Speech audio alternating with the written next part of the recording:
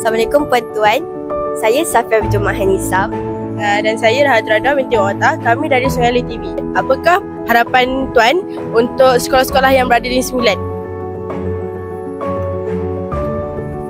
Ya, Bismillahirrahmanirrahim. Terima kasih Puji Majlis.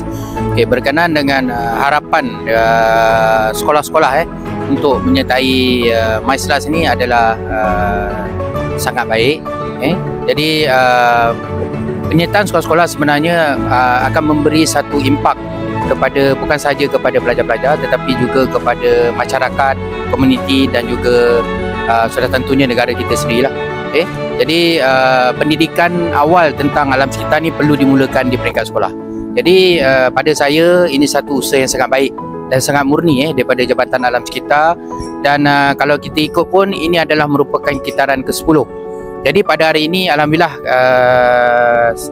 saya bagi pihak Jabatan Pendidikan Negeri Sembilan amat berbesar hati kerana pihak Jabatan Alam Sekitar telah membuat satu majlis pelancaran MySLAS. Jadi di kesempatan ini Jabatan Pendidikan Negeri Sembilan telah memanggil semua sekolah-sekolah di seluruh Negeri Sembilan untuk hadir bersama dan secara tidak langsung dapat mengetahui lebih lanjut apakah yang dimaksudkan dengan MySLAS, sekolah lestari alam sekitar yang dimaksudkan, dan mereka dapat berjumpa dan bertanya terus kepada pegawai-pegawai daripada Jabatan Alam Sekitar, dan apa impak yang saya lihat di sini bukan setakat daripada kejayaan pelajar-pelajar itu tetapi impaknya kepada masyarakat pada masa akan datang, kerana generasi pada masa kini perlu dididik. Jadi apabila mereka tamat pengajian di peringkat sekolah dan kemudian masuk ke alam dewasa, mereka tahu tentang macam mana menjaga alam sekitar, pemulihan alam sekitar dan sebagainya. Dan tidak lupa juga bagi pihak Jabatan Pendidikan Negeri Sembilan, kita tidak bolehlah menafikan bahawa penyertaan pelajar ni sebenarnya adalah berkait juga dengan markah PJSK. Jadi ini adalah merupakan matlamat kami.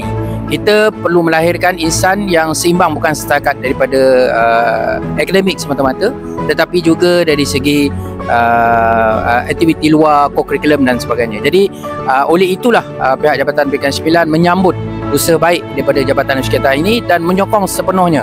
Dan alhamdulillah sambutan yang kita lihat pada hari ini adalah amat baik, dan bagi pihak Jabatan Sekitar daripada pihak Jabatan Pendidikan Negeri Sembilan berasa sekolah-sekolah akan mengambil bahagian dan seterusnya akan cuba merealisasikan dan seterusnya memenangi sekolah lestari alam sekitar ni, dan yang paling pentingnya mereka akan menjadi contoh kepada sekolah-sekolah yang lain mungkin yang belum lagi menyertai dan sebagainya. Jadi itulah harapan daripada Jabatan Pendidikan Sembilan kepada sekolah di Negeri Sembilan. Terima kasih.